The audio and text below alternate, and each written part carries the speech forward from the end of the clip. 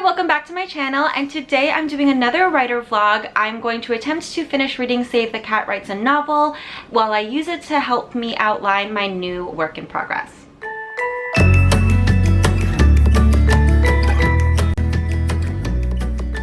So I started reading Save the Cat Writes a Novel a couple of weeks ago. I actually didn't finish it yet because I had some other things come up, other deadlines and other work, but I'm going to try to finish it now while I try to finish this very comprehensive outline for a work in progress that I am working on. So this book is actually something that I had already written a complete proposal for, which is pretty much you're writing a synopsis, like a one-page synopsis, as well as some sample chapters. For me, I did about 5 sample chapters, which came about 50 pages, but I really do want to outline it a little bit more comprehensively.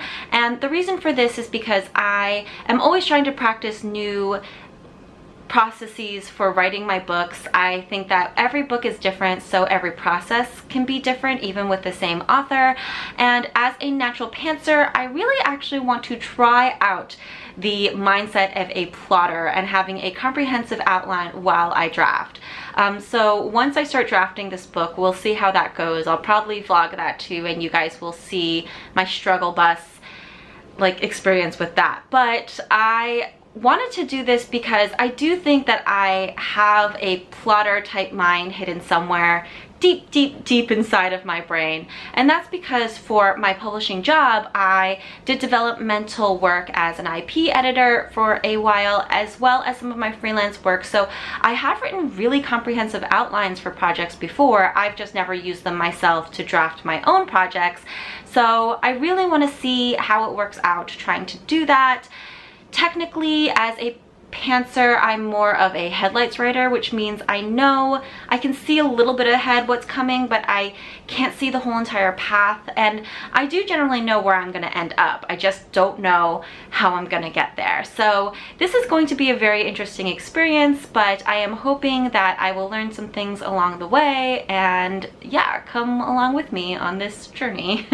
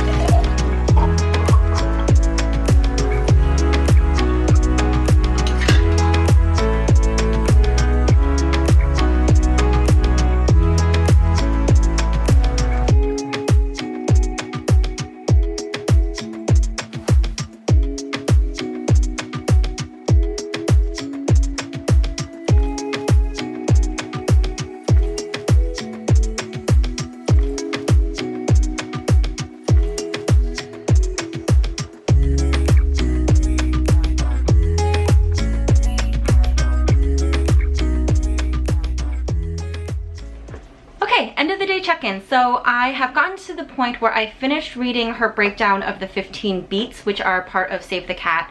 And I really do like that formula. I think it's a really useful reference guide.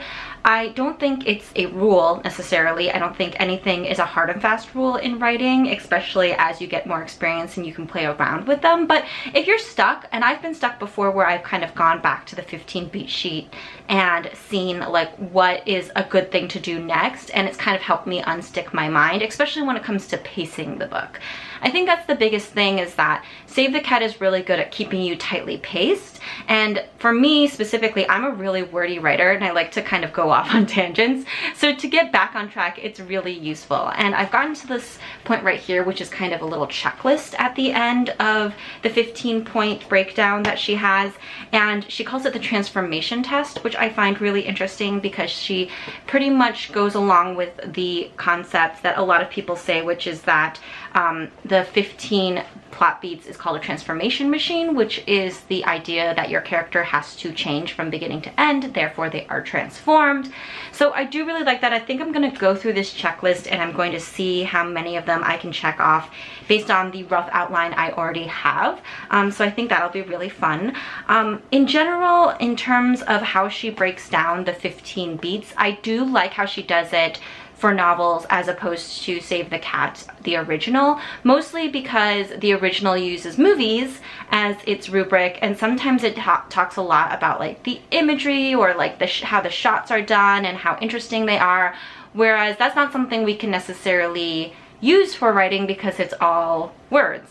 So I do like the specific examples that she's giving, especially because a lot of us mostly know like the Dark Night of the Soul like plot beat, but we don't necessarily always know where that falls in every single book. So for her to give specific examples was kind of nice. And then it also shows you like exactly where along the story that fell within each novel that we're very, very familiar with, which is really nice because sometimes they can say like this is the 80% mark, and that's so vague, like you can't really pinpoint that visually in your mind. But if they say it's the point where Rue dies, then you're like, I know exactly when that happened in that book, so now I kind of know where the Dark Night of the Soul happened in the Hunger Games. So yeah, I do really like the examples that she provided, if only to give me kind of like a way to see each of these 15 beats falling in some of our most well-known books. Okay, so today I am doing some work for freelance, which is always nice. I really like doing freelance creative work just because there's like shorter deadlines and therefore I feel more productive. And I am a type of person who, in order to like feel like I've accomplished something, I like to turn something in, right? I came from a medical background where like I had set things that I could do on the daily, and I had like time points, very regular check-in points where I could be like, I'm doing my job well. And so then being a writer has been hard in that like the check-ins are like really far out. Like they're like 6 months, a year out. Like you sell a book and it's not going to come out for like 18 months or 2 years. So in order to kind of reclaim some of that past training, I guess, where my brain just like needs to have regular check-ins to be like I'm being productive and I'm not just being a lazy person. I like to have these freelance jobs where it's like a 3-week job, a 4-week job, and then I could turn it in and they could be like, great job, like here's your payment, and I'm like, good, I did something good this month.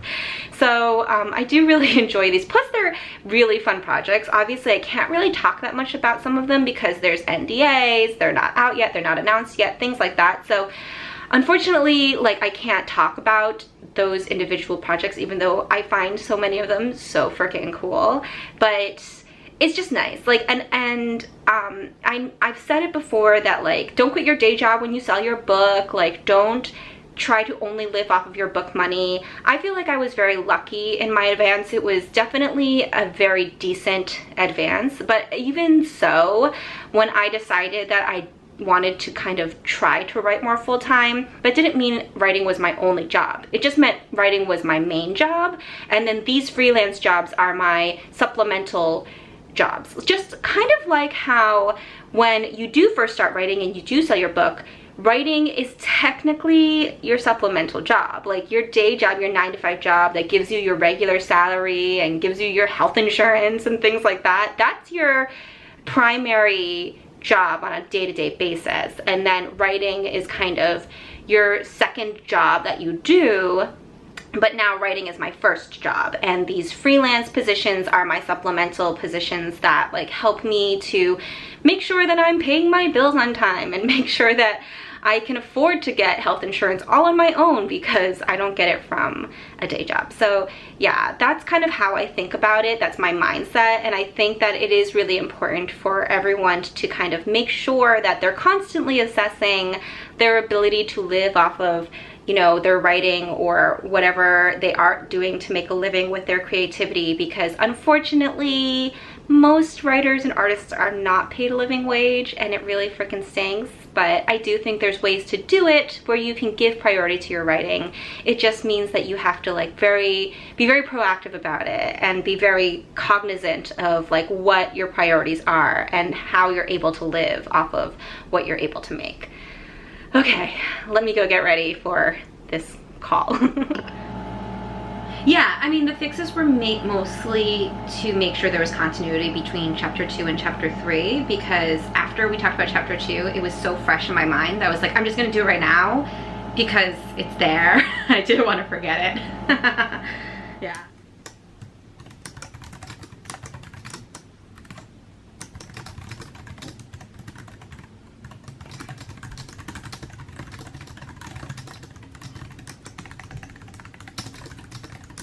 Okay, so remember that checklist I showed you yesterday? So what I did was I went through and I highlighted some of the things that I thought were definitely the most important for me to pay attention to. And these are things that I think like are really important for us to remember when it comes to these different steps.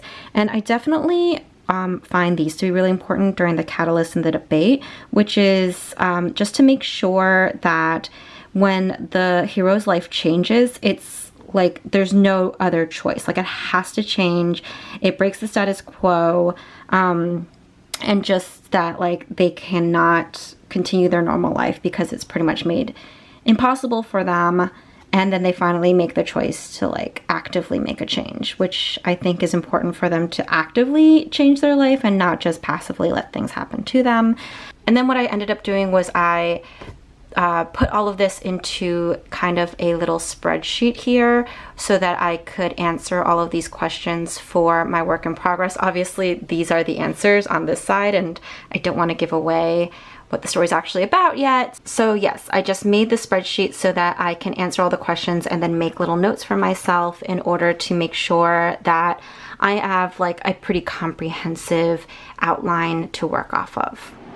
Okay, so today was actually a pretty good day. My only complaint so far about the book is some of the examples that it uses is from problematic books, like The Help, super problematic, and it like really, I don't know, she like really likes The Help because she like fully plots that out. But I mean, I'm not gonna like stop reading the book because of that, but I do note those types of things. Like these books should not be held up as like examples of how to write for people because of the problematic content. But that's just, I mean, that's how I feel. It's kind of a personal opinion about, you know, how I think publishing can or should do better, but that's a different video.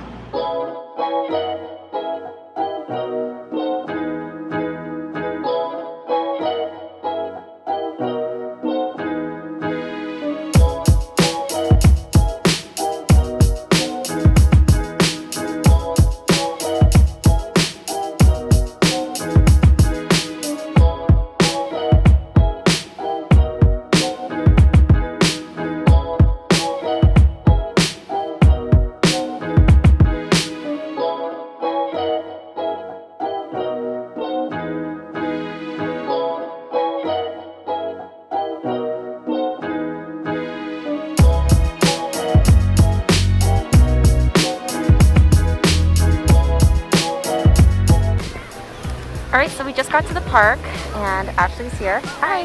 And we are social distancing, as you can see. Like, we're trying to stay as far away from like other humans, like, but it's actually kind of easy because everyone's being really responsible. So I'm so proud of us, Brooklyn. You're doing such a good job. But we're going to read. I have My Dreams Descend, and Ashley has The Dark Tides, which she was just explaining to me, and the fact that it's like possibly sapphic, which makes me like very excited. So I'm gonna check this one out for sure. But anyway, yes, it's very beautiful out. I'm very happy.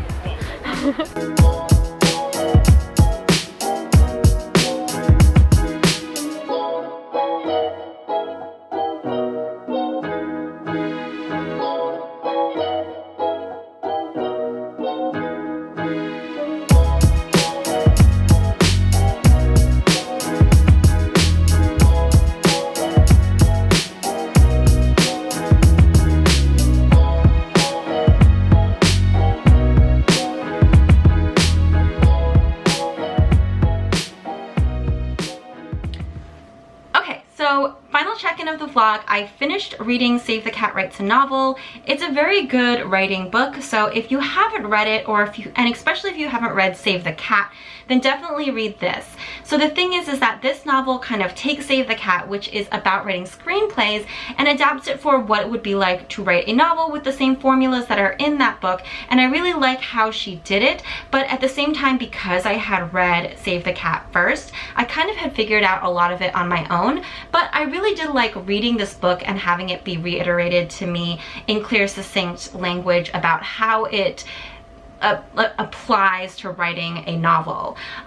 And I also think that it's kind of nice to review things that you think you've learned before. Writing is a constantly evolving process, and you're always learning and you're always getting, you know, more developed in your writing voice. So I really like just rereading some tips and tricks from the past and watching vlogs and re-listening to podcasts and things like that. So it was really nice of a refresher, especially because it went over the formula of character arc, plot intention, while I'm kind of working on a new project. And that was something that I had never really done before. I never synced up reading a writing book while I was trying to fast draft or outline a new project. So that was really nice, especially because the book has a lot of checklists in it. So I kind of gave myself homework and I went through every checklist and I saw if it applied to my book, and if it didn't, why it didn't, and how I could make it apply to it, or my reason for why it wasn't applicable. But I really had to make sure that I was thinking through that and I had a really good reason for it not to be applicable, instead of just being like, I don't want to put in the effort. Because I do know sometimes it's hard for us to let go of the story that we have created for ourselves. But I think it's a little bit easier when you're doing the outlining or early drafting phases. So I really like that I kind of looked at it with a critical eye at the very beginning.